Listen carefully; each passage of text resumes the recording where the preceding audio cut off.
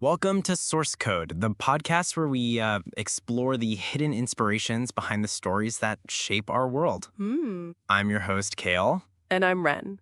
Today, we're journeying from, ancient spiritual texts all the way to the battlegrounds of the Hidden Leaf Village to untangle one of the most fascinating creative adaptations in modern fiction. Okay.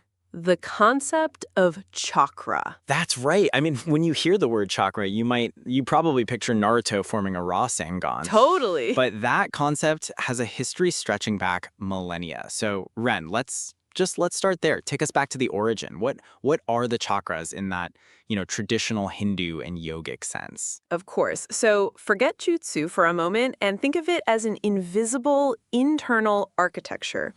The traditional system describes 7 main chakras, which are basically these swirling vortexes of energy or prana, aligned right along your spine. They aren't physical parts you can find in a surgery. Right. They're centers of consciousness. So it's less a biological system and more an energetic blueprint for our inner life. Exactly.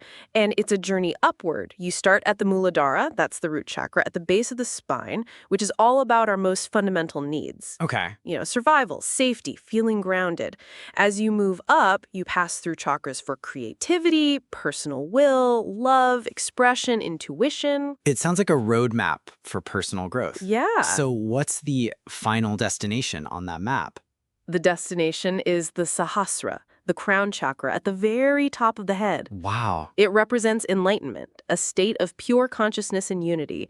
The entire path is an internal one. It's all focused on balancing these energies to achieve spiritual awakening. It's a journey inward. An inward journey. I love that. Okay, so let's bring in Masashi Kishimoto, the creator of Naruto. Yes. He takes this really profound introspective concept and builds a whole world of Shinobi around it. So how does he make that translation from spiritual map to ninja power? And this is where the creative genius just shines. Right? He keeps the word chakra and its core idea of a latent inner power, but he completely reimagines the mechanics. In Naruto, chakra becomes a tangible fuel source. A fuel source. He defines it as the fusion of 2 distinct energies, physical energy, drawn from every single one of your body's cells, and then spiritual energy, which comes from your mind, your willpower, your experience. That's a brilliant move because it grounds the whole power system. Yeah. It's not just magic, it's tied directly to a character's physical conditioning and their mental fortitude. It gives this really clear logic to why training and discipline are so crucial in the series. Right. And he externalizes the entire system. So instead of being these fixed spiritual centers, the energy flows through a physical network he calls the chakra pathway system, like blood through veins. And how do you control it? Okay. With hand signs, which are direct visual homage to the mudras, those symbolic hand gestures from Hindu and Buddhist traditions.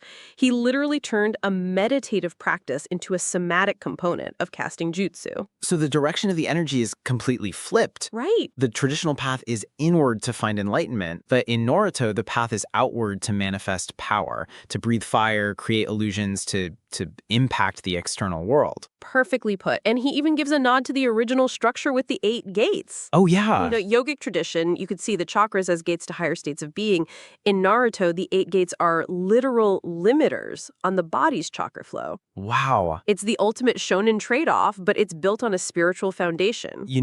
What strikes me most is how respectful the adaptation is. Mm-hmm. Kishimoto didn't just strip mine a culture for cool terms. He took concepts like the conflict between Indra and Isura, the power of the third eye, and this core idea of chakra, and he wove them into a narrative that explores its own profound themes, like the cycle of hatred, the burden of power, and the bonds that connect us. Right. He translated the essence, not just the vocabulary. Yes. The original system is a path to finding peace within yourself.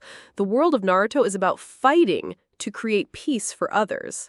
He took an ancient philosophy and made it resonate with a whole modern audience through action, emotion, and just epic storytelling. He proved that an idea doesn't have to stay in its original context to be powerful. Exactly. It can be reborn, reimagined, and inspire millions in a completely new form. So here's a question we'd like you all to think about.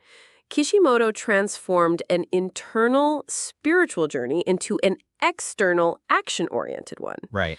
If you were to adapt a concept from philosophy or spirituality for a story today, what would you choose, and what would its new form look like?